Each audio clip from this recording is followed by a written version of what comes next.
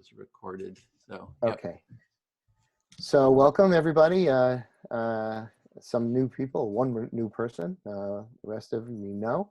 And I just want to let you know that this call in the main group will be recorded, and when we come back to give feedback, it'll also be recorded.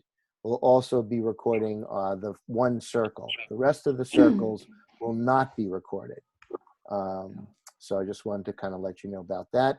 I also wanted to let you know, if you click on the chat, I think Edwin has just put in an on arrival where you can put down your name, contact information, and if you're interested in learning to facilitate. So we'll go through there. We're just going to do some quick introductions here. If you can give your name, organization, and you know, and that's it. Names, rank, and serial number, I guess. So we'll get started. And Edwin, you want to model it? Yeah, I'm Edwin Rutch from the Center for Building a Culture of Empathy. I live in the San Francisco Bay Area, and I'm also part of the Extinction Rebellion Empathy Circle work group. Great. Sophia? My name is Sophia. I live in Sweden, Malmö, and I'm a regular participant in these groups. Great, welcome. Neetu. Hi, I'm Neetu. I'm from New York, and I'm an international medical graduate, and I have some experience in psychiatry, so I'm interested in participating in the Empathy Circle. Great. Bob. I'm Bob Brown from Thousand Oaks, California, and behind me is an old picture of the Santa Monica Mountains, one of my favorite places in the world. And I saw a coyote in them 2 days ago, which I'm really happy about. I am part of Extinction Rebellion US and a happy follower of the empathy movement. Good to be here. Thanks. Yeah, nice to have you, Bob. Deanna, could you introduce yourself, please? Hi, I'm Deanna. I'm a nurse and a travel nurse. I'm here in Phoenix. I'm from New York. I know Neetu. She told me about the Empathy Circle, and I think it's pretty awesome what you guys are doing. So I just wanted to check it out and see if I can share any thoughts and listen on what you guys have to say. Great. Glad to have you. Okay, Ben. Yeah, I'm Ben. I'm a member of Sheffield XR. That's it. Okay, Carolina. Hello, my name is Karo. I am based in Poland, Central Europe. I am member of XR movement and Empathy Circle team. Great. And my name is Bill Filler. I've been working, I'm a member of the Empathy 10 team. I've been working with Edwin for about 2 years. I've also taken some XR facilitations. So I just want to go over our intention in this cafe is to give participants a tool to create a culture of empathy, which means that each person feels that they can authentically and openly express themselves as they wish and feel heard and understood to their satisfaction, as well as experiencing being heard is just as important to provide that experience for others. We call that mutuality. And we believe that the Empathy Circle is a very effective tool that all can use to build a culture of empathy. So today, our ongoing topic is the quarantine, COVID-19, but as always, you can talk about whatever seems to be forefront for you at any particular time. We'll go there. So an overview is that we're doing this is we're about 5 minutes in right now. We'll go to, I assume, probably a couple of breakout circles. We'll be in the breakout circles for about an hour and a half or so, and then we'll come back for a debrief at the end. And that's it. There was Anne. Edwin, Carolina, anything you want to, Bob, anything you want to add? Did I miss anything? I know everyone knows how to do the Empathy Circle. I don't know if Deanna, have you seen the intro material on how to do the Empathy Circle, or do you need a little intro to the process? No, I don't know. That would be helpful. should we do that in the circle? Are you okay with being recorded? Because we have, we're going to be having 2 empathy circles, and the first one is going to be recorded, and you can be in a room with Neetu and Bill, and that one could be recorded. Is that okay with you? Yeah, that's okay. Okay, great. So should we do the intros in the room itself, Bill? Because everybody else knows how to do it, and Right. Well, we've done the intros except for, I think, Anne, actually. no, I meant the how-to, so yeah. Oh, the how-to, sure. Yeah, we'll do that in the circle. That's Okay, fine. great. So quick intro, Anne, and Okay. then we're going to go into the breakout rooms. Hi, I'm Anne. I'm in Somerset and just about warm enough to be out in the sun for a little while. And nice to see your faces. Thank you. Thanks for Okay. coming in. So I created 2 rooms. The first one is with Bill and Neetu and Deanna, and myself will be in there. And then the second room will be facilitated by Carolina. So we'll go into those 2 rooms now. You ready for that, Bill? Yep, I'm ready. Okay. So I just open the rooms, and it'll take you there automatically, or you can click and join the room.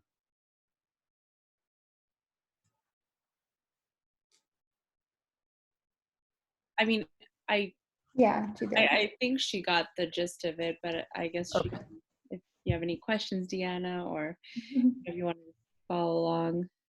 Yeah, you explained like the purpose of it and that it's being recorded for research and especially now during the COVID, how everyone's responding to that and healthcare workers. So. And would you, I mean, we could do a short explanation, or you can just kind of see what's this? Says it'll be closed and. Oh, shoot. Did I hit the wrong Yeah, button? you hit the wrong button. Sorry. Okay. Okay, we're going to have to do the breakout rooms again. Sorry about that. I hit the wrong button. I apologize for that. Censorship. Bring We Dan were talking about words. Dan came in late, and I was trying to include him. So we're going to go back to the rooms now. Open all rooms. Sorry about that. Okay.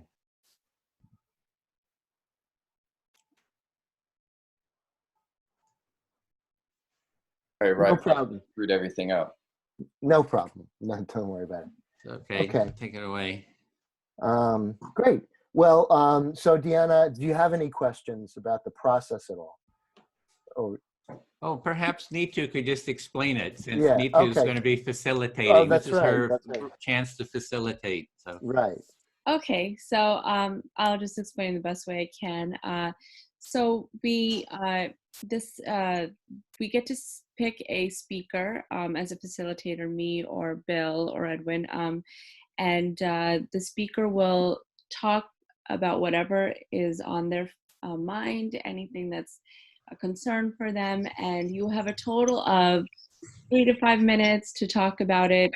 But the point is to pause in between, because you're going to first pick a listener to listen to you, and that listener is going to reflect back everything you say. So as you speak, you're going to talk about whatever you want, and then you take a pause, let the listener reflect back everything you said, and then you continue and you go on for the allotted time. And then when you feel like you've been fully heard by the listener, you can say, "Thank you, I've been fully heard." And then the listener gets to be the speaker and choose a listener for him or herself. And it goes around in a circle until everyone gets a chance to speak and listen as well. Okay. Does And that we'll be, I'm sorry, go ahead, Nito. Finish what you were going to say. No, I was just asking. I hope that made sense. Yeah. No, I know it's hard. So what we'll do, Deanna, is that we'll model it, and then you can see what it's like. And then if you have any other questions, then you can certainly ask them. But it's not a difficult practice. Okay. All right. So let's get into it. And who would like to start speaking today? I'll speak, and I'd like Okay. to choose Neetu to speak to. Sure, I'll listen. Yeah, so yeah, excited about this empathy circle. It's a bit complicated with the physicians joining, because usually we go 2 hours and we're trying to plan, you know, like I know some physicians could only do like an hour, and so it's just adding some extra complications to how the empathy circle worked. Okay, so what you're saying is that you're very excited to do the empathy circle today because you're including physicians, but along with that complication is the timing factor, because some physicians can only dedicate an hour to the process. Yeah, and we have 2 circles here. So we have, I think, 6 people in each circle. And we tried to be really efficient. So we jumped right in. And I think this is record time. Within 10 minutes, we got into the empathy circle. So I feel pretty good about the efficiency of getting started. But it means that people who come late, it kind of becomes a bit disruptive too. So you're really excited that we got started in record timing, only 10 minutes in, and we try to keep it really strict so that we can maximize our time. But it can get disruptive when new people join in a little bit late. And so on a different topic, I'm super excited that there's a center, the Sanford Center for Institute for Empathy and Compassion. I reached out to them. They're at UC San Diego. And I reached out to them, and we're having a meeting with them later today, you know, about seeing how we can collaborate. And so, yeah, really excited about that, we're sort of reaching out to the healthcare, out in the healthcare, you know, field, and how to kind of connect with the different, you know, organizations to promote the empathy circle. So you recently reached out to the Sanford, Connecticut Institute? No, it's Sanford Empathy and Compassion Institute at UC San Diego Med Center. Okay, so UC San Diego, there's a Sanford Compassion Empathy Institution. Yeah, it's long. They need a shorter title. And they're another organization that is participating in empathy circles, and they have networks with healthcare organizations. So you're excited to include them and make this a larger organization so you can reach more people. Yeah, and I'm really curious. I see Deanna is from the Mayo Clinic. I know the center, the Cleveland Clinic, they have a yearly conference on empathy and innovation. So I'd really like to reach out to them as well, to, you know, to see if we can collaborate with them. So you notice that Deanna is from the Mayo Clinic, and you've actually been interested in reaching out to the Cleveland Clinic because they already run a program on empathy circles. So no, just on empathy, not empathy circles, just on empathy. Empathy, and you want to reach out to them to learn more about what they do. Yeah, I feel fully heard. Thank you. Okay, thank you. So I will choose Deanna. To me. Okay. So Deanna, or sorry, I'll just talk about myself. I'm really excited that you're able to join here. I recently got a chance to talk with other nurses during an empathy circle, and they had some really wonderful stories about what they've been going through and how it's been like working with patients who may or may not have COVID-19 and the stress and anxiety they deal with. So I feel just really happy to include you in this conversation as well. You're excited to have me here in Empathy Circle.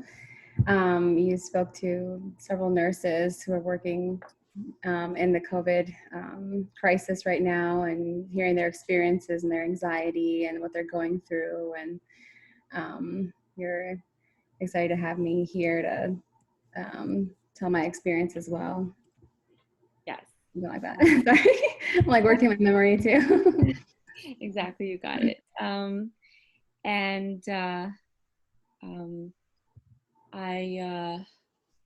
I'm just looking forward to diversifying the number of people I speak with on this platform, and learning more about what perspectives and experiences that people are having in healthcare throughout the different specialties, and just even what their life is like at home when they come back from the hospital.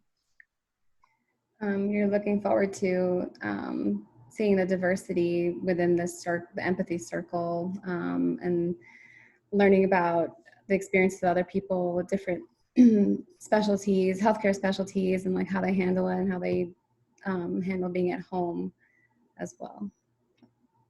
Yes, and currently I'm still working to build the confidence to become a facilitator, which is someone who basically gets to run these circles and make sure everything goes smoothly. So that's still something I'm working on, and I'm glad you can give me some feedback on how I'm doing. You're working on becoming a facilitator here, and it seems like you're getting used to it and learning the ropes, and you're excited to have me here to help see that transition. So that's awesome. Yeah, I feel fully heard. So you can pick a speaker. Oh, okay, now. Sorry, you can pick a listener now, and you get to speak. Okay. Okay, I'll pick Bill. Listening? Okay. Well, I just finished my contract at Mayo Clinic as I'm a travel nurse, and they actually have had to furlough some employees, so us travelers were the first to go, and I was a little disconcerting because I wanted to help with COVID, but here in Arizona it hasn't been that nearly as bad as say New York. So I've been feeling just a little like I want to help more. You know, I want to stay at home. Okay. So you're a travel nurse, you're working in Phoenix at the Mayo Clinic, and they had to, there is not as much of a COVID problem in Arizona as there is in New York. And so they furloughed you, and you as a travel nurse, you're one of the first to go, and you really want to do and help. And so that's a bit frustrating for you that you can't help in the way you want to. So you're isolating to try to help them that way. Yeah, I'm isolating as much as I can, but I did recently find out that I'm going to New York to help, so I was actually pretty happy about that and also scared. So I don't know what to expect. I know it's going to be, I'm from New York, but it's going to be a different city that I go to this time. So I'm both happy and scared about what I'm getting myself into. Yeah. So now you're going to be going back to New York to help. And so you're very excited about that, but you're also scared. And so you're holding those two emotions within you, both excited about wanting to help, but also scared about the changes and also the danger that you're exposing yourself to. Yeah. My family they're encouraging me, but at the same time, I have a couple of family members that are just don't want me to go, and they're worried because I have asthma, not very frequently, but every now and then. So they're just worried about that, and I'm kind of torn between leaving my comfort zone here. I've got a really comfortable apartment, and I feel safe here, and then going to the place that's my home, but I really, it's changed so much. I don't really know what to expect. So just kind of balancing all that. So in the midst of your inner kind of contradicting feelings, it's also reflected in your family. Some don't want you to go, some are encouraging you to go. And you see that you've established yourself in Phoenix, you're comfortable, and you're going into an unknown situation. And again, there's this constant, excitement, but also, concern and fear. Thank you. I feel heard. Thank you. Okay. All right. Did I miss anything? You have more time if you. No, I think that's pretty much what I was thinking about lately a lot. Okay, So. that's fine. Okay. All right. Dan, would you listen to me? Yes, I'd like to listen to you. Sure. Thanks, Dan. Okay. Well, I just have to say that every time I hear about, the health workers and stuff, I feel very touched. I've worked in psychiatric hospitals. I also worked as a maintenance man in the hospital when I was very young. When everybody would be code red, my code would be code brown because I always had to clean out the toilets. I was the maintenance man. So I'll stop there. So what I heard you say is that every time that you speak or have an opportunity to speak with healthcare professionals, that you feel touched, particularly, I guess, in this crisis, in this pandemic, and you have some personal experience working in hospitals. I guess as cleaning up as part of Team Brown, I guess. Right. I was the cleanup crew. Right. I unclogged toilets and I painted rooms. Very specialized, niche. And also I experienced that. At one point I had to go in and unclog the toilet of a person who had tuberculosis. And everybody was going, was very, very careful about that. So I have some inkling of what it's like, and also the fact that almost casually you can be called in and be exposed to these sorts of things. Nobody prepares you for that. I'll stop there. So you were recalling a period where you had to clean up the toilet of someone who had tuberculosis, and so you're kind of aware of some of the precautions and some of the anxiety and danger that's involved with working in these kinds of environments under these sorts of conditions. Yeah. And the precaution, yeah. Yeah. I see that the, people are kind of getting cabin fever and they want to go out, and certainly I think that it's good for us to socially isolate and to really help take care of each other. The people the arguments that I have seen about loosening up have not been really based in grounded science, the what I've seen. And the only thing that is this testing. And it's obvious that we have imperfect tests, so we have to test more often in order to catch, false positives, false negatives, and things like that. And I'm just really disappointed in my government and that they just haven't acted on this. We're just kind of flailing around, and there isn't a big Marshall Plan for testing and things like that. I'll stop there. So what I'm hearing is that you're recognizing that there's a there's an innate human maybe instinct or tendency within humans that we're social creatures. We want to go out and we want to interact with other people and perhaps do business with them or so on and so forth. But because of this crisis, we should be self-isolating, and the only way to perhaps open up the society or the economy again is that you're aware of is through accurate testing. But the testing is not very certain itself. We can run into false positives and false negatives and so on and so forth. And some sort of precaution, I'm adding that in, some kind of precautionary principle should be added into the mix. And you're upset with the government not kind of taking a central role and rolling out some kind of Marshall Plan that keeps everybody, that makes it more authoritative and keeps people safe and the country safe, and kind of letting different states and different regions run their own thing and let sort of chaos reign. And what I see is the brilliance and the dedication and the selflessness of the health workers, and I'd like to see that in my government, and I'm not, and then I'm done.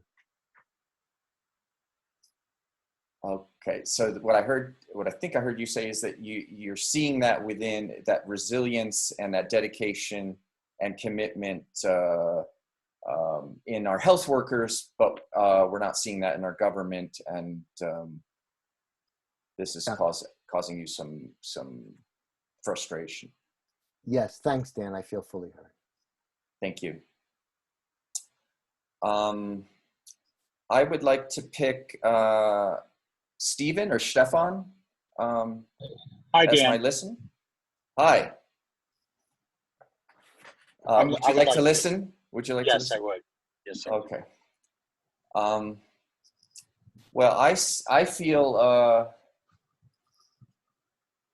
feel a little out of my depths. I've joined the wrong empathy circle in some sense, not being a medical health professional. So you're feeling like this circle, you were placed in the wrong one because you're not in the healthcare field. You don't feel part of the gang. Yeah. I have a minor in biomedical engineering, and after 10 years as a software systems engineer, I attempted a career change into medicine, but I withdrew right before entering clinical rotation. Okay, so you're grasping at straws to find a connection right now in a literal sense. You do have a minor in this biomedical engineering. It didn't work out, it sounds like, the way that you anticipated it, but and now you've got some other field, I guess. Yeah. Let's see. I'm gonna take a little moment to see what I'm feeling here.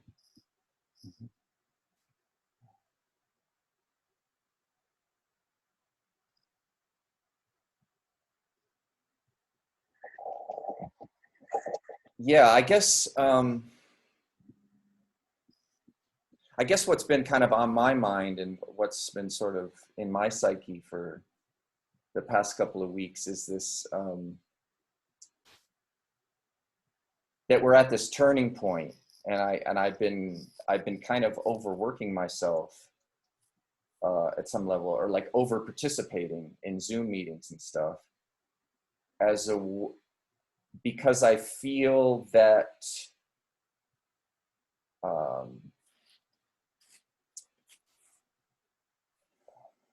let's say the usual laws, the usual societal laws have been kind of tossed up into the air, and we're in free fall. And we have like a window of opportunity to guide the society into a less fragile, from its fragile situation into something more resilient, where we would better be able to meet crises such as the one that we're talking about here, the COVID crisis, which is just one crisis of many, many crises that we're suffering from. Okay, so you clasped your hands together, and you took a breath to stop and be mindful of what you wanted to say next, and be present. And in that moment, you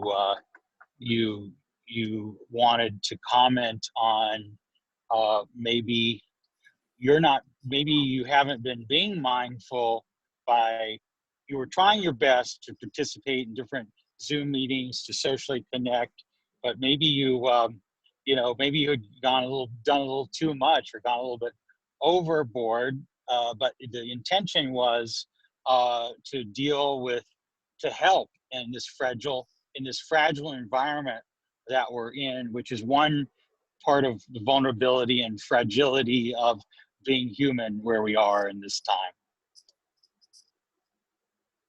Yeah, I guess to elaborate, it's this feeling that it's almost like for example, if we make an analogy, if we look at the solar system and we say this is an analogy for society, And the gravity wells that keep the Earth moving around the sun and the moon moving around the Earth, it's as if this COVID crisis, it's a shock to the system. It's a stimulus response function, and it goes boom.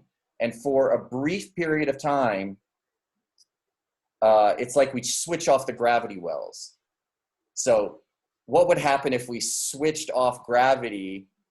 Where would the moon go with respect to the Earth? And where would the Earth move with respect to the sun? And during this brief period of time, we have a brief period of opportunity to redirect things and move them into another direction. Mm-hmm. And I guess that's my time there. Okay. So there's this regularity and laws of physics in the universe, and in terms of how the planets move around the sun, sort of thing.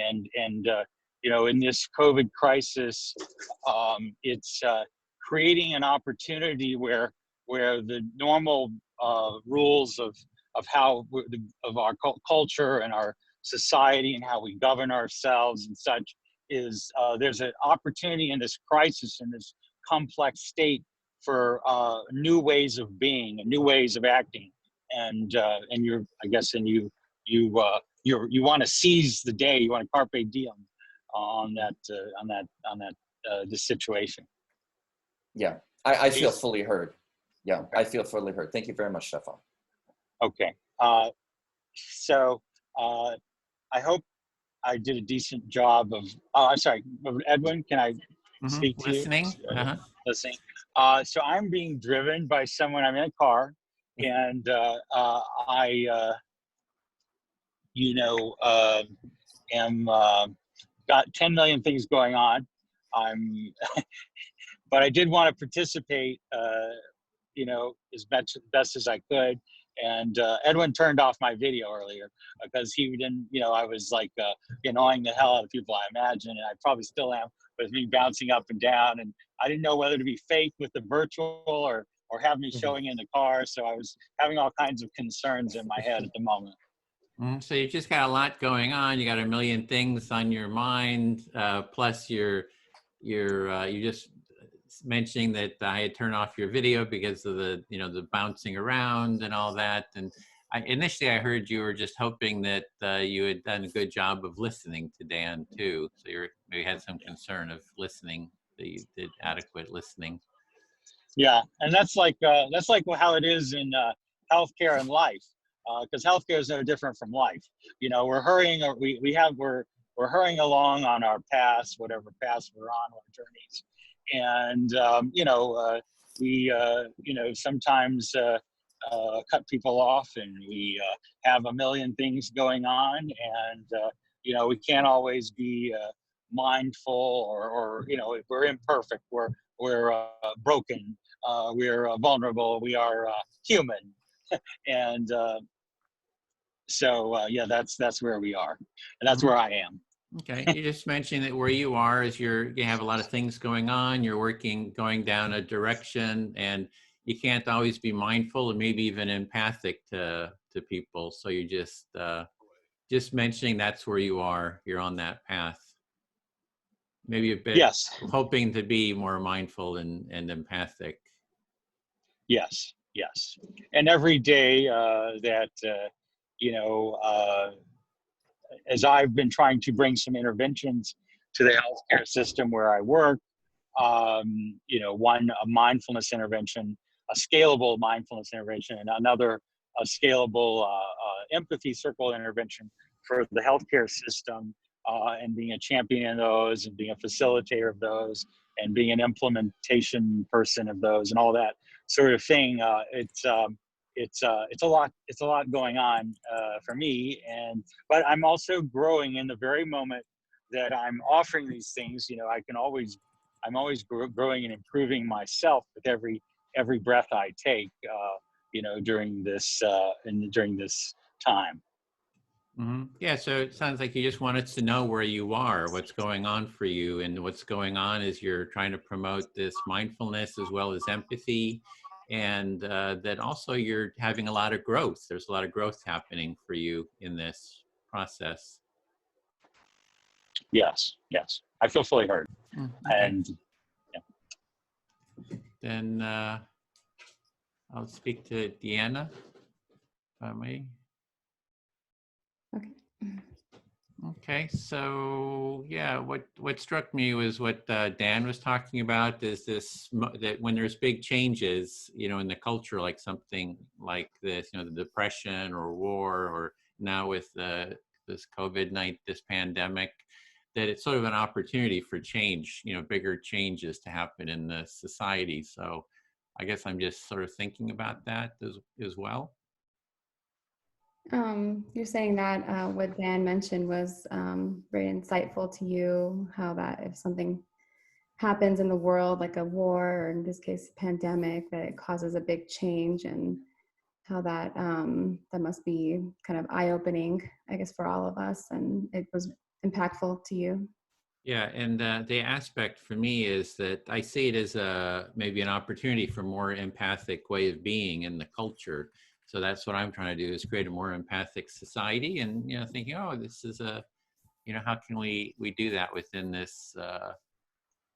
this context? And even Stefan had reached out, just as an example, you know, Stefan just reached out several weeks ago and said, oh, you know, our hospital needs, you know, more support and, you know, empathic support. So right there is already, you know, sort of this opening happened with the hospital being more open to, you know, like empathy circles. So. So you're saying that you're, in a sense, that what Dan said about change happening, that it actually opened a window for this empathy circle to happen and to be more available to healthcare workers, like Dan, I'm sorry, like Stefan. Stefan, sorry. And meanwhile, like, he probably wouldn't have thought about it if this hadn't happened. So in a sense, you're feeling like it's kind of like an opportunity for people to be more empathic. Empathetic? Empathic, either one. They use empathic or empathetic, either one. Yeah. The words is used. And another example of that is this center, you know, this Danny, it's longer title, Empathy and Compassion Center at UC San Diego, that I just reached out to them two days ago and said, oh, would you like to meet? And we're meeting today, right? So it's like within 2 days. I don't think that would have happened before. You know, it's like people are really taking, you know, just taking action very quickly. And so I just noticing that change there. But, you know, what the actual outcome will be, I have no, you know, who knows? It's like, you know, which direction the culture takes, like, you know, when this big shift happens, we don't really know what direction the culture is going to take, but the direction I'd like to take it is in a more empathic direction. You're noticing a change even in that society in San Diego. You reached out to them and they responded right away, and that might have been something that wouldn't have happened before. So you're excited to see how the culture changes, but at the same time, not really sure what's going to come of this because things change so quickly. Yeah, the direction I was kind of headed before this health, you know, stuff started is we were working with the environmental group, Extinction Rebellion, and we've been training people in that movement. It's a global movement. And I've been wanting to set up, we have some empathy tents and set them up in the Capitol Mall in front of Congress, and then demand that Congress take part in empathy circles with each other. So that's kind of been the sort of the direction I've been going. So this is adding another aspect to it. This healthcare is another aspect to building a culture of empathy.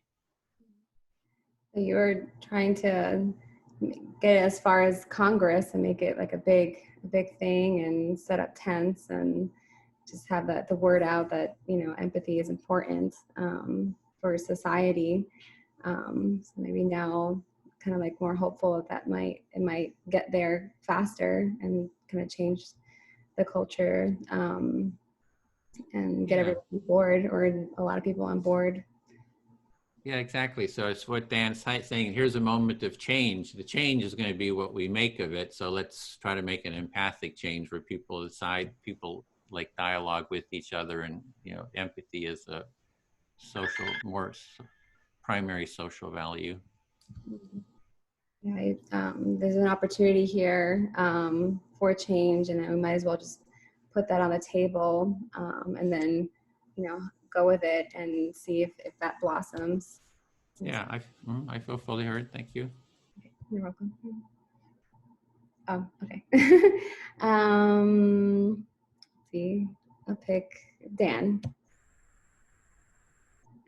Okay. Let's see. Yes, I'd like to listen. Let me think about what I want to say.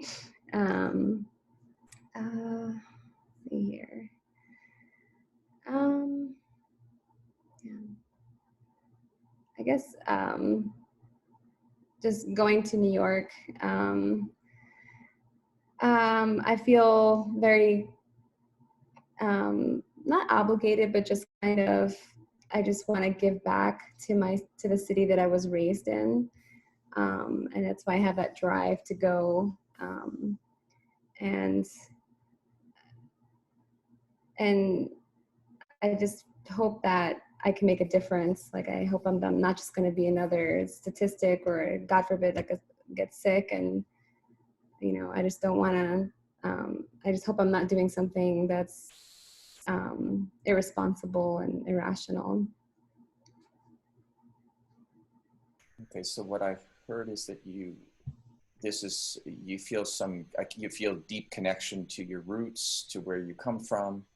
So there's some kind of a commitment or a loyalty, and you want to help out and contribute, and you don't want to be a hindrance, and you don't want to cause any problems in the process of doing that. So it sounds like what I'm hearing is that there's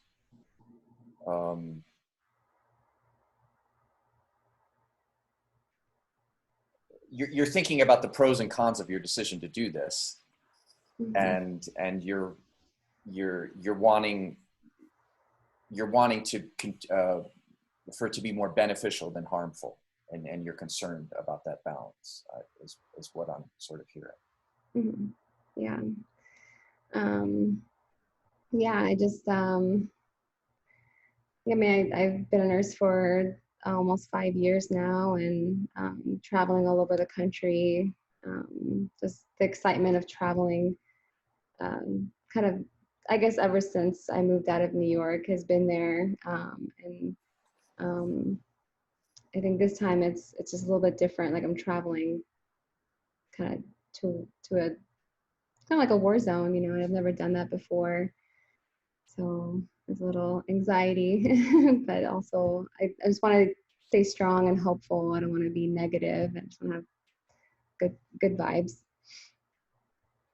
So you've been a nurse for 5 years, and although you've been a traveling nurse, so that you're kind of a veteran of the whole packing up, moving somewhere else, working somewhere else, that part you feel comfortable with. And of course you feel comfortable with your home, but now it's been turned into, as you're calling it, like a war zone. And so you have some anxiety around this. Even though you're going home, I'm getting the sense it also doesn't feel like home in a certain way. It's something else, something other. Mm-hmm. Yeah. Yeah. And I'm trying to prepare myself as best I can, and just hoping that they have enough PPE there, because I'm going to a community hospital, so I don't know exactly what they'll have. And told my aunt, she talked to me on the phone.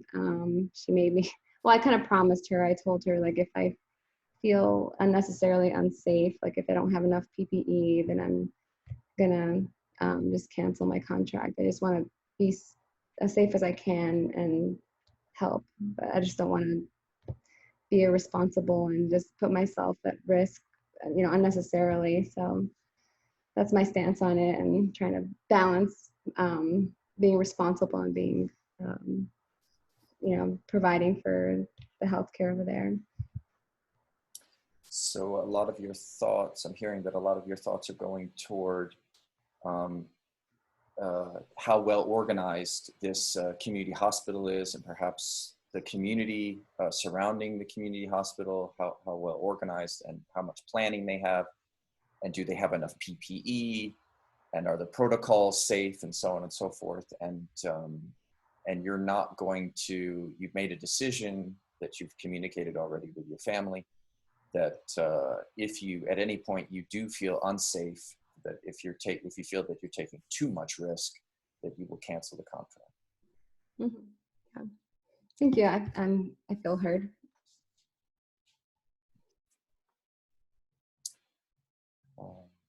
Is it my turn to pick? Yeah. Yes. I would like to pick Nitu. Am I pronouncing that correctly? Yes, I will listen. Okay, thank you.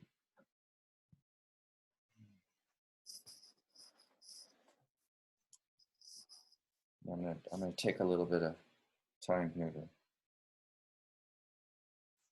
figure out where I am here.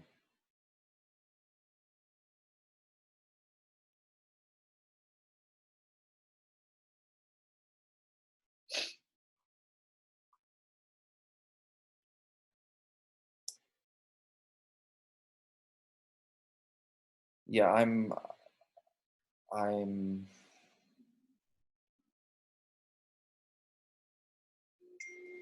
I'm touched by the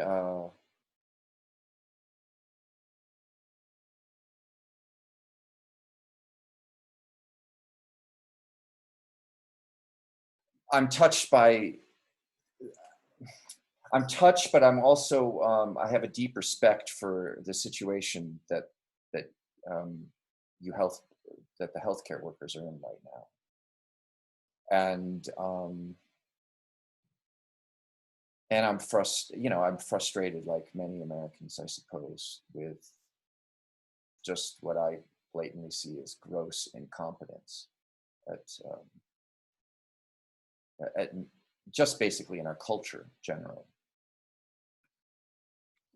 So what I'm hearing is that you're touched and humbled by what the healthcare workers are doing for this country and its people and this time, and it just reminds you of the gross incompetence of those that are not following the rules and making the situation worse when so many healthcare workers are trying to, save people right now. Yeah. It in addition, yeah, and to add to that, not just the people in the the citizens that are not following the protocols, but also at the it goes down to this, the whole just-in-time manufacturing thing. The fact that there's no inventory of PPE, for example, there's no inventory of the ventilators. The fact that most of our stuff, I lived and worked actually in China for 10 years.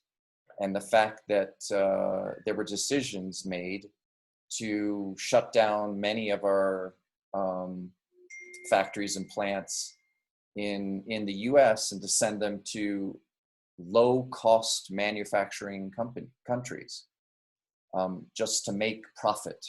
Just basically, I'm disgusted by the greed, the narcissism, and the cruelty that undergirds the situation that we're in at its essence.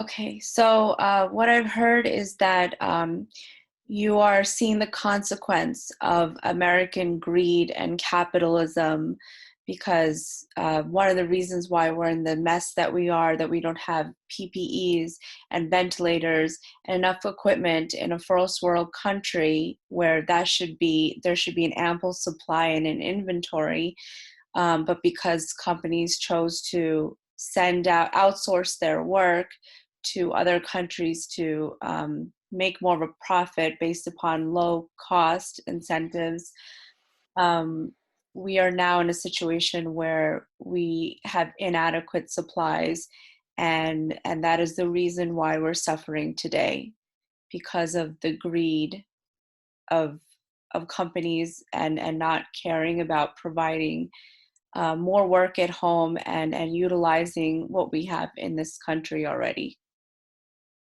Yeah. And one thing to add to that, I live in Denver, and there was I've seen a couple of one news report from, like, it was a UC Denver Health Care or something like this. The executives received a bonus, and all of the nurses and the staff received a cut in pay or were fired. And then I saw another news article, I think it was from California, that people were being laid off. The staff was being laid off in a hospital in the middle of a pandemic when we need people, because the hospital is not making any money, because the entire financial business model for the hospital was based completely on elective surgery. So hospitals are not really, private hospitals are not, from my understanding as an outsider, is that they're not focused on public health. It's like cosmetic, it's like the equivalent of getting breast augmentation. This is what our healthcare system has kind of been oriented to, because that's where you can make the money. Okay, so what I hear is that being from Denver, you read an article about how a particular hospital shared its bonus among the executives, and in that, because of that, there were several employees, staff, and nurses and healthcare workers who were laid off due to there not being enough money to fund their salaries. And you read that this has also occurred in California. So what you're seeing a trend is that private hospitals don't have an obligation to serve public health, and that they only care for their superficial needs. And there are far too few hospitals that are, in fact, serving the public health as they should be. Yes, thank you very much. Me too. I feel fully heard. Thanks. So I'll speak with Bill. Listening. Okay. So I really appreciated Dan's fervent anger towards the American system and how it's failed its people. I also believe that this is a moment where we can turn things around and really create an environment for change. I think one of the things that have been proven is that if enough if enough things are done in government, then the government could actually provide universal health care, because right now all COVID patients are being taken care of by the government and not by private insurance companies. I feel like this is the first place to start, because this just shows how important it is to take care of its people, not by allowing gun rights and other things to be the priority, but to really taking care of the health of people, because we are the driving force of our economy. And this is what happens when you fail the driving force of the economy. So you appreciated what Dan said about our misplaced priorities, and you also were seeing, agreed about that there's private hospitals, or this hospitals or medical services for profit is just really not a good model. And healthcare for all, essentially what's happening in a situation like this, the private sector is not equipped to handle all the influence or influx of COVID-19 patients. So therefore, it becomes the government who has to pay anyway. And why not establish that from the outset? And also, we're talking about misplaced priorities as far as, gun rights or things like that. Meanwhile, public hospitals are being squeezed out and closed down. Did I miss? There's a lot there. Did I miss something? No, you got everything. Okay. Yeah, and I just think that this could be a real revolutionary moment in our history if we could take advantage of it. there are a lot of things set in motion, including putting forth something like this empathy into the world, where people just suddenly become more understanding of the community around them, because I feel that America has become a very self-serving country and has lost sight of what it is to be community. So I think that there needs to be a lot more education in the workplace, in the home, in schools, about how important it is to do things for your community in general. Because one of the reasons why we have these protests to end social distancing is because people just don't understand the importance of helping and protecting others. So one of the things you see this as an opportunity to really change, as a game changer, and to really make some fundamental changes to our values in society. And you remarked about a lot of American society is sort of inward navel gazing, what's good for me. And so you felt that the empathy circle, or the things that grow empathy, would be very, very valuable, especially in changing that basic societal whatever paradigm or idea, so that people would really be tuned into their community and how they fit into it, and see that as part of them rather than something apart from them. Right. And being from the country with the most diverse population in the world, you would think that we would rise above our differences more than any other country, but it feels that we've always been lagging behind. And I think this pandemic should be a wake-up call to Right. change that way of thinking. Mm-hmm. So you were saying that this is the most diverse country in the world, and that we should be on top of that. We should, in other words, come together about what's common to all of us, but we're not. And that this pandemic is a chance to really look at that again and make new decisions. Yes, I feel fully heard. Okay, great. All right. Let's see. Edwin, you haven't had a chance to talk to her in a while. Listening. So there's several things going through me. I certainly agree with Dan and Deanna. I'm sorry, Nitu. Sorry, and Deanna. I'm sure she agrees too.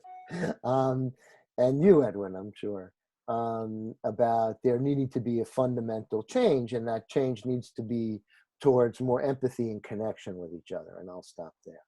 So you're agreeing with what you're sensing others here are saying, is that there does need to be more of a fundamental change in society, and moving towards connection and empathy is sort of the direction you're seeing. Yeah. And then the other part that's in me that's kind of running in parallel is I'm wondering how Nitu is feeling about co-facilitation, things like that. She should take it over more with this, do the timing, I don't know, just all the other stuff like that. And so I'm interested to see how, this kind of fits in with her growth as a facilitator. I'll stop there. So on another aspect, you're kind of looking at sort of technical-ish, not just technical, but since you need to have you've been doing the training with her, you're just kind of wondering how she's feeling about the facilitation and sort of all the aspects around that. Oh, right. Did lose someone. Yeah. Yeah. And Deanna just said she has to run. Okay. Still there, Bill? You're frozen now. Oh, you were frozen. Oh, I wasn't frozen. You were frozen. I was frozen. So anyway, so Deanna enjoyed it, and she had to leave. So yeah. Okay.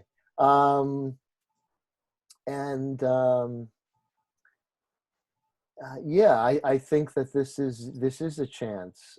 Every moment is a chance to really do something different, and I do see that this has brought us up against and made a lot of people look at our lives and our society, and hopefully there's a chance to change. And I feel that if we communicate using this tool or empathically, then we can really do that in a very constructive way. And I'll stop there. Yeah. So also you're seeing this as an opportunity for sort of social change, and that if we do it constructively, like with empathy, that's a positive direction. Yeah. And also, like, one of the things that I'm practicing is that I do try to what I call physical distance, but not social distance. So one of the things that I try to do when I see people, and, you know, I see people like walking their dogs, all of a sudden that's a big thing. Yeah, I guess all of a sudden somebody had a meme where the dog is up on the cabinet and just said, all right, I've gone for 15 walks, you know, I'm not coming down. And so the dogs are rebelling. But what I always try to do, one of the things that I've done, a small thing, is I say, how are you and how's your family?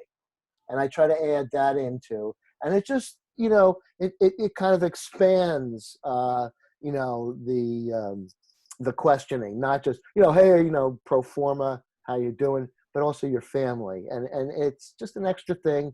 They think about it, and I really see appreciation. Just that small change can make, and I'll stop there. So you're just noticing a lot of people are out taking walks, and you're making a joke that the dogs are rebelling, they don't want to walk anymore. So you're just wanting to bring a little levity, a little feeling of levity into the discussion, and that you're really trying to connect with people and show them interest by, you know, asking how are they doing and how is their family doing. So it's just a way of kind of connecting more deeply, maybe, with people. Great, and I feel fully heard. Thank you, Edwin. Okay. Speak to Dan then. Yes, it'd be my pleasure, Edwin. Yeah, so this whole notion that it keeps sitting with me about now is a time for, you know, social change to happen. And yeah, I see that, and just thinking about it, seeing what, you know, as I sit here with, well, what's sort of alive for me, that whole social change aspect keeps coming up. So what I'm hearing you say is that this notion of social change is a recurring theme in your thoughts in this conversation, and it's something that you, I guess, are just thinking about sitting with it. Yeah, it's worth sitting with it. Yeah, and the thing that came up, I think it was Nita who mentioned, you know, the demonstrations against shelter in place. And there was an article by some academics in like Louisiana or somewhere. They were critical. They actually named some people who were leading these events, and they were, you know, writing an article that was critical about them. And I do know some of the people on the right that were taking part in that. So I actually reached out to the academics and said, would you be willing to take part in an empathy circle with those people? And so I just sent that yesterday. I don't know if they'll respond, but their phone number was there. So Monday, I'll give them a call, you know, in their offices. And I laid out, here's an empathy circle, here's how it works, here's examples of it. Would you be willing to have an empathy circle with, you know, the leader on the right that's who I know? So I think that's what we need, is sort of bring the sides together in empathy circles. So these empathy circles are part of a much bigger thing than just a little support group. This is really about social. I think this is about, has larger vision of social empathic change. Okay, so I'm going to start with what you ended it. It's that empathy circles are really just a part of social empathic change, which I kind of got as sort of the theme of what you talked about. And I apologize because I didn't quite get the name. You know, there was some individual you reached out to, you know, some individual that's part of the right that's sort of a leader within these protest movements that are going out and saying, let's open up the businesses again. And then you also reached out to maybe in government or somebody within the healthcare academia. There are two academics in Louisiana. Some academics, and offered to them to perhaps bring these two sides together and for you to facilitate an empathy circle for them. Yeah, and they were writing an article saying that these protests are really about white supremacy and this kind of stuff. And I think that the way forward is to get them talking with the other side. And I think that, and so that's part of a culture of empathy, is bringing the sides together who are in conflict in an empathy circle. And and it takes a lot of organizing, a lot of reaching out and all that kind of stuff. And this person on the right that they mentioned, Joey Gibson, I'd actually done 2 empathy circles with him because he came to the San Francisco Bay Area, and all of San Francisco was in an uproar, and I did an empathy circle with him and a leader on the left was doing a counter demonstration. And then he also came into the empathy tent at UC Berkeley. I'd set up the empathy tent. I invited him in. We started having an empathy circle there. So he's the person that they reference. And so I actually have his cell phone number so I can call him too. So anyway, it's just all the, you got to kind of do a lot of organizing to kind of bring this together. But if it would work, I think it would be, it would really be constructive and sort of model that culture of empathy. Okay. So what I heard is that you mentioned that these academics, some of them had written an article or an opinion piece, Mm-hmm. and even cited this person, Joey Gibson, who you have worked with before in different empathy circles in San Francisco. And they had sort of done, I'm throwing in my own word, they sort of projected onto Joey Gibson that he's doing this all for white supremacy Mm-hmm. purposes, and probably that these Joey Gibson and people like him are probably making some sort of projections onto the academics and other things. I guess I'm sort of making this, and that somehow bringing these people together in an empathy circle would allow for to get past these projections, Mm-hmm. Yeah. to pull off the masks, and for people to connect at a deeper level and really truly understand the other person, hopefully. Yeah, and but my concern is oftentimes people on the left, I think they're coming from the left, will not dialogue. It's like the right is often more willing to dialogue like this than on the left. So I don't know. I'm just curious what they'll say, or if they even bother responding. But it's just something I've sort of noticed. So one of the things that you've noticed is that oftentimes the person on the right is more willing to dialogue than the person on the left. Mm-hmm. Yeah, so I just kind of sit with that, and we'll see. So yeah, with that, I feel fully heard. Thank you. Bill, would you Happily. listen to me? I think this is our first time that we've done this, Bill. Yeah, maybe. Yeah. All right. Um, Be gentle.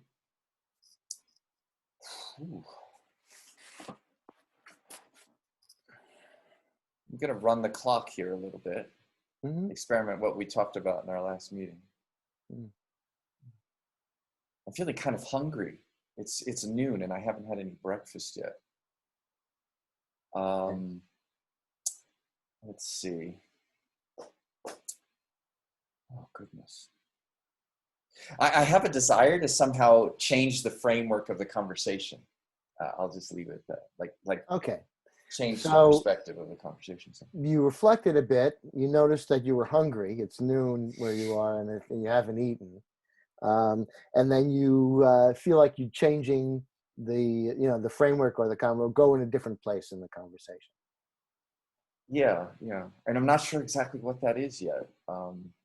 And I appreciate everything that we've talked about so far, and everything everybody shared and all the ideas. It's almost like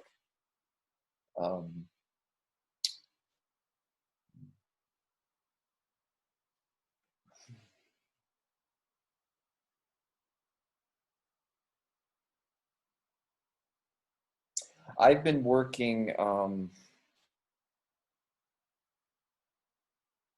one of the things that I've been working on is I've been working together with a colleague in the UK, and we are starting to put together sort of some visioning and some brainstorming sessions for different communities. And Edwin and I have talked about this a little bit, and I was a little short with him in some of my earlier conversations. I apologize. I would like to apologize for that. But some kind of a mix of a practice that includes something like a people's assembly with breakout groups, such possibly like empathy circles, but maybe some kind of using some kind of improv consulting techniques that would allow us to take the best of these active listening skills. Let's say active listening in general, because active listening happens both within improv consulting as well as empathy circles. That maybe it's one of the roots of empathy circles is active listening, and that going off, setting some kind of intention in the major people's assembly, the major group, then people going off into groups of 4 and having active listening sessions of some sort. Kind of how that's designed will be determined as we move forward. And then collecting ideas, sharing these ideas back in the main people's assembly, and then having some kind of half social, half technical, using some kind of a tool together with a social process, a social technology, prioritizing the ideas that come through, coalescing them, and then somehow having people leave with working groups. So affinities have been developed through this process. Maybe somebody was in a different empathy circle, but during some kind of a ranking or prioritization process, let's say Sue is in some meeting, I've never even met her, and I was in another breakout room, and it turns out that at the final prioritization, we both very much resonate with one of the ideas, one of the things that should be done. And then we start forming a working group around that. I've talked way too long, I know. And then somehow that working group then becomes a spin-off where additional people's assemblies and empathy circles come out, and it sort of fractalizes throughout society. I'll stop there. Okay. Easy it's a for you to mouthful. say. I apologize. Yeah, easy for you to say. So no, I got it. And well, the gist. So you were talking about going in a different direction. You also are interested in basically using active listening skills and applying them in different various settings, especially into self-organizing systems or groups. And to add that active listening component. And so what you're proposing is kind of like a reflective listening in the people's assembly process. So the people's assembly process is they do have breakout groups, but you would then have some empathy circle or something like that where people are really checking in, building community, and emotionally making connection. And then they would talk about content. And then it would come back to the big circle. And so and then people would then prioritize and make work groups around the prioritization of the goals that have been, decided upon in the breakout rooms. And then the hope is that I hear beneath that is that the interpersonal communication, the ability to listen to each other and just really accept each other, then would build the kind of social norms that you would need in order to work effectively together. So therefore, there could be somebody else in another breakout room, but who resonates with a particular goal. You would work together and you would both have the example or the experience of being heard and establishing that social norm. So therefore, that would make your collaboration that much more effective. Yeah, I would say that that's the case. If I could just add one little short thing to that. Yeah. I think it all kind of fits down to, let's imagine two triangles, right? So when you do brainstorming or visioning, or maybe even in an empathy circle, there tends to be a divergence of ideas. It's kind of like we're all throwing all kinds of ideas onto the table, and we're all understanding each other's ideas and this sort of thing. But there's no convergence that happens necessarily. Well, there could be a kind of a convergence that happens with an empathy circle, but it doesn't necessarily go to any sort of prioritization or organization or mobilization. And I guess what I'm attempting to do with this new psychotechnology that kind of cobbles together other psychotechnologies is so that we can actually organize and mobilize and actually start to physically change society based upon the empathy that we're developing in practices such as this. Okay, so what I'm hearing again is that the empathy and the experience of empathy is sort of a baseline. But what hasn't been done is then how do you take that feeling community and then actually make something that changes things and actually works in the world in politically or whatever, way. And that's what you're trying to really focus on. How do you take that energy and then express it in focused, work groups and with goals and outcomes, concrete Thank you goals. thank you very much, Bill. I feel fully heard. Great, Dan. All right. Neetu, would you listen to me? Yes. Okay, great. Well, that was interesting. What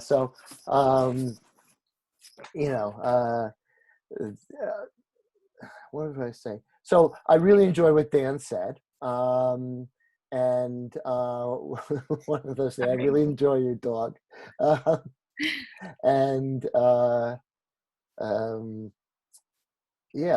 So I just enjoyed what Dan said. Yeah. So you really enjoyed listening to Dan and his ideas, and you're reflecting on it. And I think that the idea of like improv, there are some people worked. I've seen Rosa, and I cannot say her last name, Zubiv or Thea. I'm sorry, Rosa, if you see this, I apologize profoundly for mangling your last name. But she does something called dynamic facilitation, which essentially has an empathy circle component, and then she records everything and then tries to come to some sort of consensus. I'm not an expert in it, but I have been exposed to it. I'll stop there.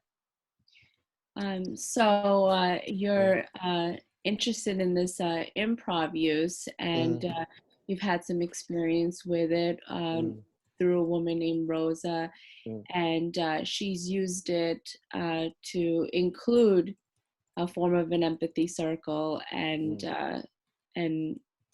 I guess expressed her intention with using empathy. And although she's using an empathy circle in a somewhat different form, she keeps to the core values. And then I also made a parallel between your suggestion that in a shift change, you could just offer someone like a minute or 2 minutes of just empathic listening. And I felt that the same, that idea also keeps to the core values. I'll stop there. Okay, so you saw that the improv aspect can use empathy for its core values. It might be in a different way, but the core values remain the same. And you made the parallel that in healthcare, using empathy circles in a short spurt, such as during sign out, could also be utilized because it still encourages the core values of the empathy circle. Right, and people who have trained in the process can then, I believe, adapt it effectively to various things. And what am I? I'm sort of like one of the things is one of the things I like about this process is that you can sit with someone in silence. Silence is okay. So I'll stop there. So you've understood that an experienced individual who's done a lot of empathy circles can adapt it to various situations, and can also understand the value of silence. Just sitting in silence with another group or another person can have its own value. Yeah, and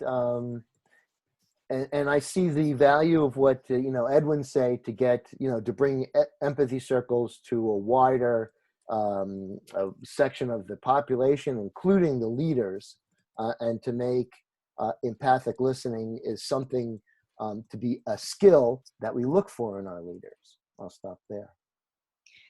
So you're addressing something Edwin mentioned, where you want to expand empathic circles to leaders because it's so important for them to embrace the skill of active listening and being empathic to the people around them and the ones they choose to lead. Right. And then I see possibilities for Dan's practice to actually put those ideas into some sort of concrete action. And I'll stop there. And you also see good value in Dan's ideas to put those principles into action, and including other forms of utilizing empathy and gathering more people to be involved. Great, thank you, Nitu. I feel fully heard. Okay. I choose Dan to listen to me. I feel like it's a small circle now. Yeah. It would be my pleasure, Nitu. Okay. So I've heard a lot of great ideas, and one of the things I wanted to comment on, because Edwin was wondering how it's interesting that the left is less willing to congregate with the right in order to discuss issues, even in the midst of an empathy circle. And my theory is that maybe the left they just know they're gonna get angry. I don't know. That's just my theory. But it's definitely important to bring the two sides together. And it's even more important that you bring the two sides together in an environment where there is no yelling involved or anger or heated discussion, where people just listen to each other's ideas and try to hear why it's important to them.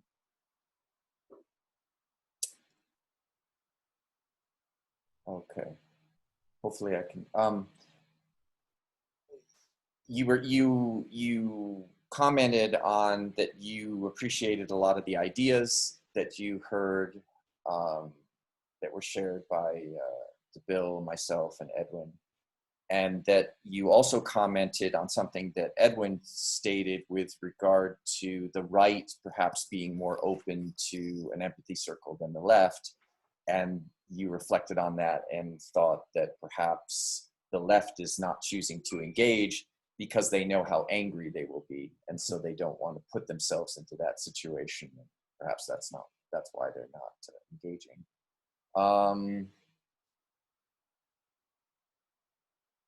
And I apologize.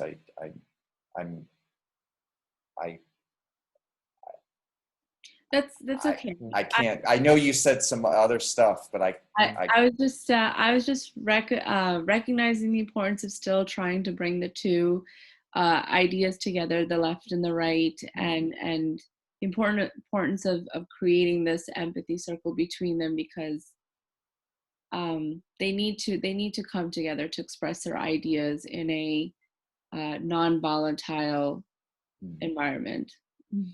Okay, so even though it's difficult and you can understand perhaps why people on the left and the right, and particularly the left, are choosing not to engage, is because they would get angry. But even given that, if a safe space, you didn't say that, and I don't even like the term, if trust could be built through this empathic process, it's very valuable to do that, and it should be done for this exchange to happen in a non-volatile fashion. Right. And that's just, I guess, a reflection of how political this country is, and how we're so divided on many issues. So it's just the empathy circle is a great way to bring people of different ideas together, starting small and building up, and using as many forms as we can think of, including improv, which is a great idea. Yeah, I'll stop there. So yes, so this is, our discussion is illustrating how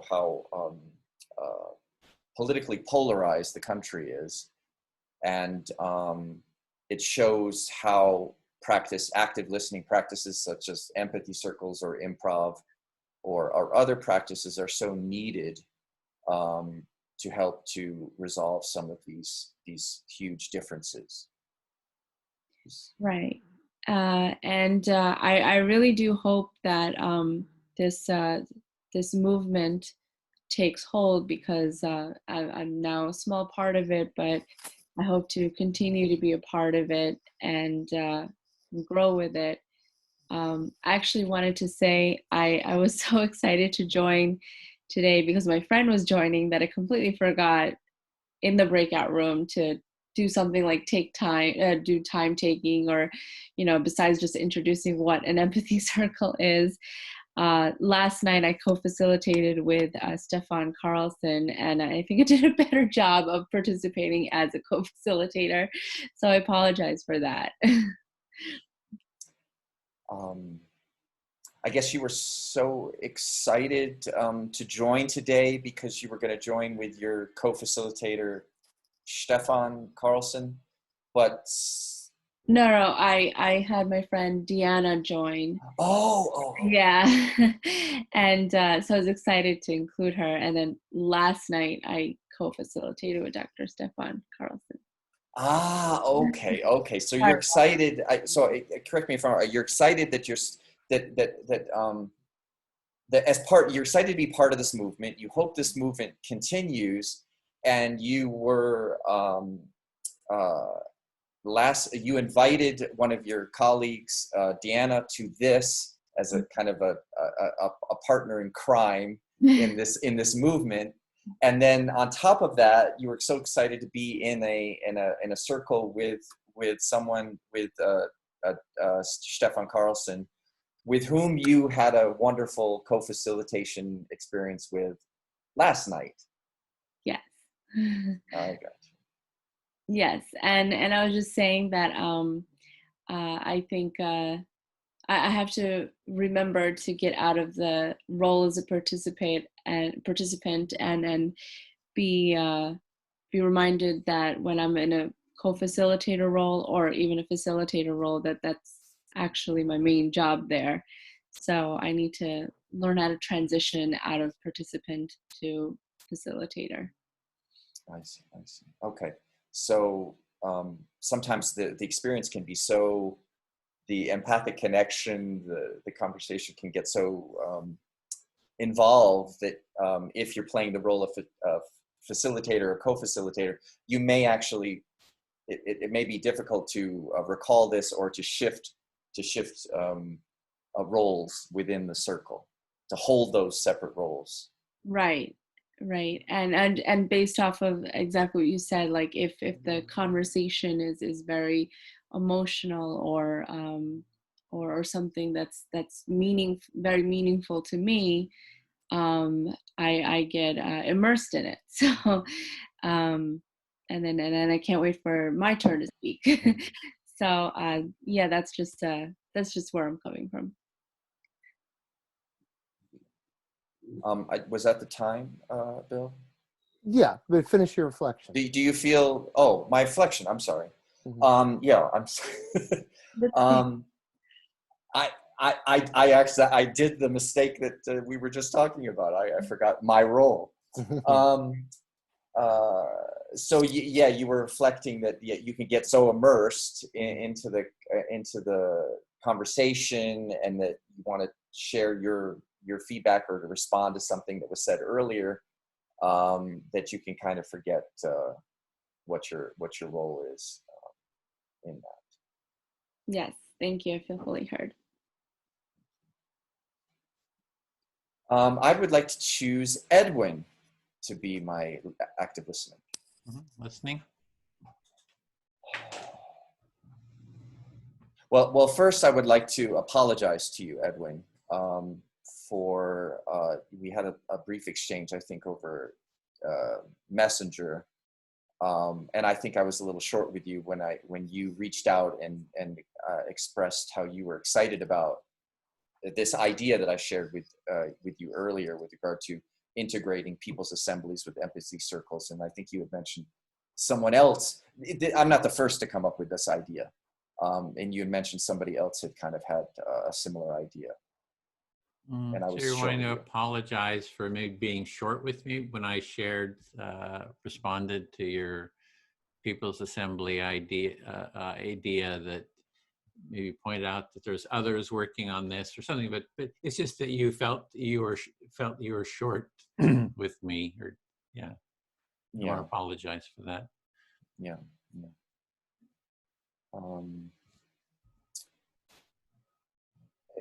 I guess I'm left, after the conversation with Nitu, her share there, and some of the other conversations with regard to the polarization. She was referring to what you brought up with Edwin earlier, with the left-right dialogues, for example.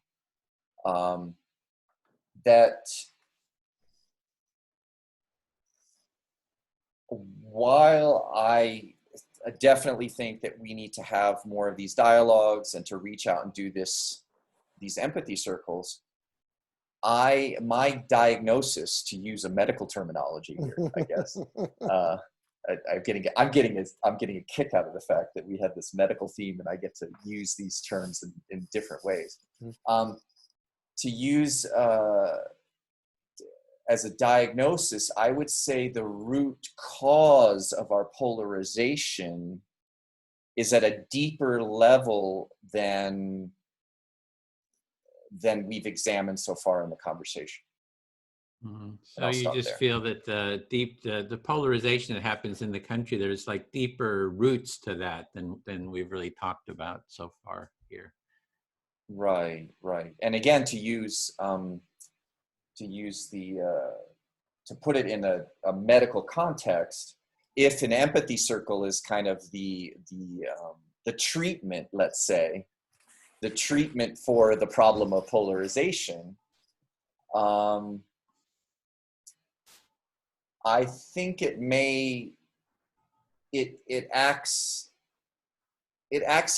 can act at a deep level, but it also can, it can be applied, let's say unexpertly, as just to solve, just to reduce the pain, right? But because we're not attacking the root cause of the problem, this polarization will continue to fester in the society, and will continue, for example, to have this empathy movement, and it'll just be, okay, we're easing this down, but the polarization keeps coming up, and we're easing it down because we're not taking, we fail to collectively become conscious of the true cause, and so therefore we're not coming at it from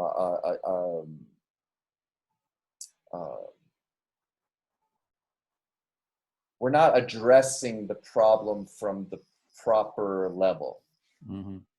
So you were feeling a little tickled by using the medical terminology, diagnosis, and so having a little bit of fun with that. Then you're seeing that the polarization, that there's like these deep root causes to this ailment, let's say, and that the empathy circle is sort of dealing with the symptoms, maybe at kind of the more superficial level, and somehow it needs to go deeper to really addressing foundational root causes. And So yeah, so that's just, you're just sitting with, that's what needs to be done. Yeah, yeah. I think it goes to issues of, I've been writing a lot about this and I have it coalesced, but one of the root causes of our problems is that we have a separation, where we suffer from a separation from nature, from each other, and from ourselves. So that's one aspect, and empathy at some level deals with that. Another root cause, I would say, in our society would be abuses of power, privilege, and wealth. And I would say there are a few others, but this is the one I'm thinking of right now, because with regard to abuses of power, privilege, and wealth, I would say that one of the strategies that the power elite uses in society is the way for them to maintain power is through dividing and conquering. And so, for example, if I'm in political power, if I can put the blacks against the whites, let's just oversimplify this, right? If I can have the blacks fighting the whites and not allow them to see that they have a similar, that they're like Dr. Martin Luther King Jr. tried to do, where he tried to push for economic rights, for example.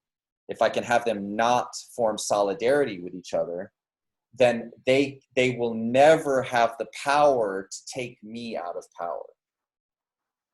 Mm-hmm. So you're seeing kind of these root causes that you would like to get to. The first cause you feel is sort of an alienation between self and others. So there's kind of these, and self and nature. So there's all these forms of alienation is like a root cause. And the second root cause is sort of a love of power, a holding on of power, and using that power to divide others, to sort of maintain one's position. Yeah. I feel fully heard, Edmund. Thank you. Okay, cool. Nitu, can I speak to you? Yes. Yeah, so kind of a lot of things are on my mind. One is, in the empathy circle, you can go in a lot of different directions, and one is kind of more personal, which I felt to begin with, you and Deanna had done, talking about personal experiences. So I was just sort of thinking about that. Sometimes I feel a little guilty. I'm not sharing more about my personal life. Maybe I'm just kind of sharing that feeling of sort of, I don't know if it's sort of guilt. Maybe I should sort of, maybe I should be more personal in some way. One of the things you've noticed when you do these empathy circles is that bringing in new people, they're excited to show their personal experiences. So you're feeling slightly guilty about not having shared your personal experiences as much as, say, me or Deanna have. Yeah, exactly. And so I just kind of sit with that. The other is kind of going more into sort of analysis, what we're doing, which is a lot of fun. I enjoy it. Like I want to kind of build on what Dan is talking about, so, there's, the empathy circle is really good for that personal support, sharing, struggles you're having. But I'm not in the healthcare field. I don't have that, I'm not have that anxiety of, going like Deanna, going to the hospital, being, vulnerable to getting sick and so forth. So I don't really have that same level of, anxiety and concern. So you're feeling that the empathy circle is great for providing support for personal experiences, but however, you've really enjoyed the role of analysis and ideas to drive the empathy circle forward. However, you feel a little bit held, like your hands are tied, because you don't have these not necessarily traumatic, but more concerning and anxious experiences that others are having because of the situation that they're in relation to a crisis like COVID-19. Yeah, exactly. The other thing that came up is we have a group that's talking about a vision of a culture of empathy. So we actually, with Bill and some others, we meet to talk about the foundational values that make up a culture of empathy. For example, seeing our common humanity, having a sense of openness, authenticity, and a bunch of mutuality. These are sort of a set of 10 values we're trying to articulate that makes up a culture of empathy. So I just wanted to mention that kind of tied into the visioning, and the core values of a culture of empathy. So you're working with another group to strengthen the culture of empathy and to establish what the values are, and recognize that these are the fundamentals that we're going to utilize to build a common humanity and encourage openness. So this is what drives you. That's one project, kind of one area. And the other is sort of building on what Dan is talking about, seeing that alienation and the power is sort of blocks to, just a more empathic society. And I do see that empathy circles is a way of people dialoguing with each other, and that does overcome alienation. People given enough time of dialogue, you start connecting with each other at a deeper level, and start resonating with each other. And so I really do see the empathy circle as Dan was mentioning, that it can really help with that quality of, alienation or disconnection. It creates connection. So. So you're reflecting on what Dan was talking about, with how part of the problem with people is that people in power result in alienation of several other groups, and you think that empathy circles can really address this alienation that people feel, and in creating dialogues between these groups and getting them out of that feeling of alienation. Yeah, I was sort of separating the two different concepts, the alienation in general. So empathy circles is good for that. And the second part was power, how power disconnects or, alienates people too. I guess so there's sort of a commonality there. But what I'm trying to do with the empathy circles is actually have the people in power take part in empathy circles. So I think because it puts people at a equal level. So if we can do empathy circles with the Senate and the representatives, set up the empathy tents in the Capitol Mall, and sort of demand that the people in power have empathy circles, one with each other across the divides, but also with others in society. That we go and say to Jeff Bezos and all the other CEOs, we demand you have an empathy circle with just, regular people who are, maybe struggling. And so it's really, I do see that this is sort of a core practice that can be used in addressing this issue of power, and how power sort of disconnects people, and just the whole nature of power and empathy and connection. Yeah, that was a lot, but yeah. I think I understand what you're saying. So you were just addressing that alienation occurs not only among the people that are divided, but also among people in power. So what your goal is to bridge the gap between the people in power within themselves, as well as the people in power of those that they influence. So that's why your goal is to start empathy circles among government leaders and CEOs of major corporations, as well as the people who are served by or who are serving them, the employees and the community.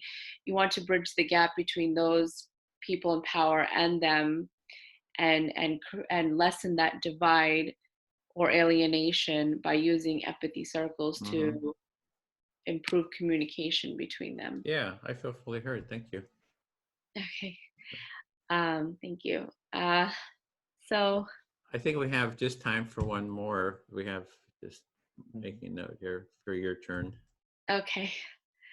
I actually feel like I've said a lot. So I guess I'm just Who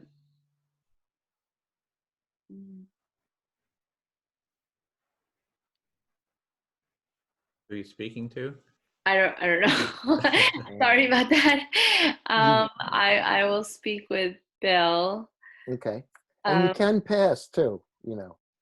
Yeah, maybe I will. Well, take your time, but there's no forcing in empathy circles, just so. Right. So yeah, I guess I'm excited that I was able to bring someone in today, and she really enjoyed it. She texted me back saying that she thought it was a really awesome experience.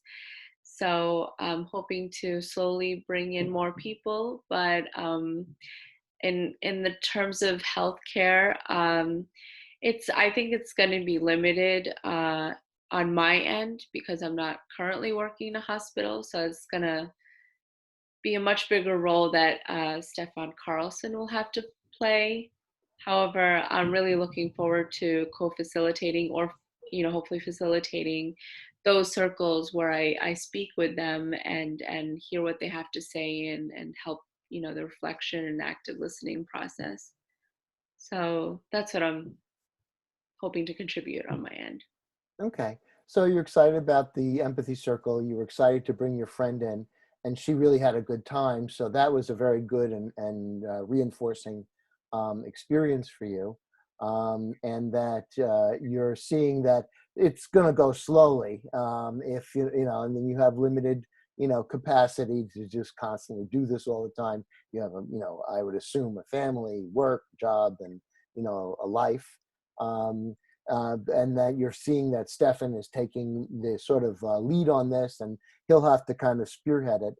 But you're really excited about participating in that growth and experiencing the empathy circle in healthcare. Yes, and I know currently the crisis is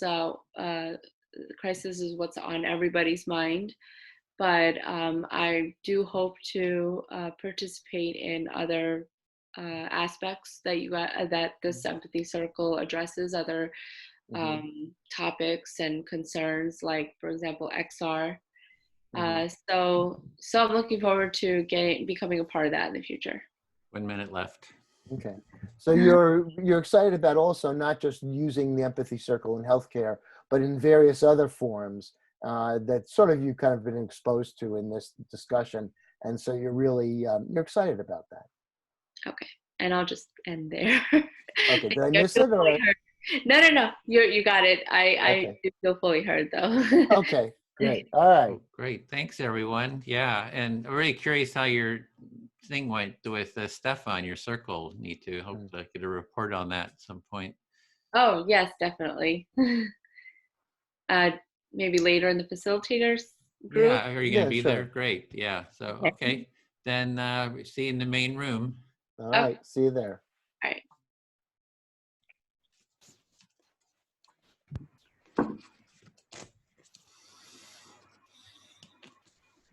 Okay. Well, welcome back.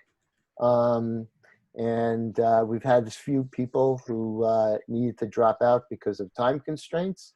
They really enjoyed their time, as that's the report, and we enjoyed having them here. So I think what we'll do is we'll go around and just sort of give some of your experience highlights in the circle, to keep it to about a minute or so. And we'll get started. I'll just go around my screen. And so I'm going to put you on the spot again, Neetu. You're the first one to come out on the screen. If you feel comfortable, please share your experience and highlights. Okay. I had a really great time this session. I was able to encourage one of my friends to join. She was the new girl today, and she I really wanted to make a good impression on her. So I'm glad it turned out that she loved it, and hopefully she'll join again when she has some free time. I'm not sure if she will, because she's moving to New York and she's going to be working here. But if she ever gets a chance, I've told her she's more than welcome to. And the other thing is we had some political topics come up, and I really enjoyed that as well. Great, thank you for sharing. Edwin? Yeah, as usual, I really enjoyed the empathy circle, especially having some people from the healthcare field. There was Neetu and Stefan and Deanna came. They're all in healthcare, and so really excited about doing empathy circles, and kind of thrilled to see that, you know, Neetu's doing the training with Bill, and she the facilitation, so getting some experience, kind of celebrating that, and feels like things are moving forward. Yeah, thanks. Great, thanks, Edwin. Dan? I guess I'm left with empathy, like the concepts: empathy, trust, alienation from nature, from ourselves, from each other, and power. And I'm left with that feeling of is a culture of empathy sufficient to change society, or must we also simultaneously engage in some kind of struggle for power, some kind of organization and mobilization and struggle for power with active listening practices? And so that's kind of what I'm sitting with. Great, Dan. I personally enjoyed your comments a great deal. Bob? I'm a member of 4 important families. My lovely bride and our 2 sons is my real biological family. I attend a Thursday evening meditation group, which is a dear group to me. A Sunday evening meditation group, another dear group. And this Friday group with Edwin and Bill and all of you, my family. So I cherish you, and I am so grateful to be part of you. Thank you. Thanks, Bob. And just remind me, I want you to lend me some money. So, all right, just kidding for the, okay, Sophia. Yeah, I'm really happy that we could give Anne some space to share some heavy stuff that she's going through. We were all touched by that. And the thing that has been cooking in me is that we can be touched by people even though we can't touch them. There's been a lot of sort of like people saying, I was really touched by your story, and that touched me. And I want to explore that. Great. Thank you so much, Sophia. Carolina? Yeah, we didn't talk about COVID-19 today. It was somewhere in the background, but it came in few situations and our stories we were sharing, but it wasn't our topic. We were talking about our life, what's happening to us. And there was some very deep moments like and sharing. And there was also birds singing. And I enjoy because today I had the opportunity to listen to the birds. I'm in Poland and I listened to the birds in Britannia today and now in South England. So it was great. And I want to share with you, I will put it in a chat, a file of dancing deer, because we were talking about, I said about singing birds, that they don't know they sing beautifully and I immediately realized that, hello, they have kind of sense of pleasure and beauty, like a deer, dancing deer. I will share with you. That's me. Oh, thanks, Carolina. Anne. It was really great to come to this evening and kind of be me where I am at the moment, and have that space and feel pretty jolly relaxed with it, amongst you all. And it kind of integrates into what I've been thinking about regenerative cultures in XR and so on. So great, thank you. Thank you, Anne. Ben?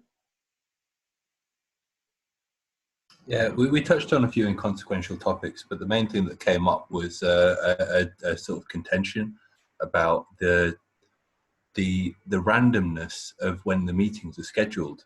You know, because like, you know, sometimes it's Wednesday, sometimes it's Friday. Like, you know, it really isn't clear. So that was the main thing that I took away from this. Thanks. Okay, thanks, Ben. Good feedback. Okay. Well, I was touched by the struggles that healthcare workers are going in. I was also stimulated by Dan and Edwin, you know, talking about the possibilities for change and using the empathy circles. I'm really happy to hear everything that people experience in the circle, and I think it shows what a flexible tool it is, and you know, and how supportive it is. So I really appreciated that. We just make an announcement that in about a half an hour, it would be 12:30 Pacific time. We'll have our facilitators meeting, and that's a meeting where it's not the empathy circle process, but if you're trying to create or start an empathy circle or do something like that, you come there and you have 15 minutes in order to, you know, lay out whatever you're feeling and struggles, challenges, hopes, and then you can get some feedback for that. So we invite you to that. And then also on Saturday, tomorrow, is the XR Principles. That's also at 10 a.m. Pacific time, 1 o'clock Eastern time. And so that we then go over the principles, the 10 principles of XR, and then deal with those in empathy circles. So those are various things. Also, let us know if you want to facilitate. We're starting a facilitation training. Let us know, and we'd love to have you. Edwin, I'll leave it to you for the last. Yeah, I just say thank you, Bill, for facilitating for us and holding the space and kind of guiding us through it. So that's it for me. Okay. All right. Well, then we will see you. Okay. Take care.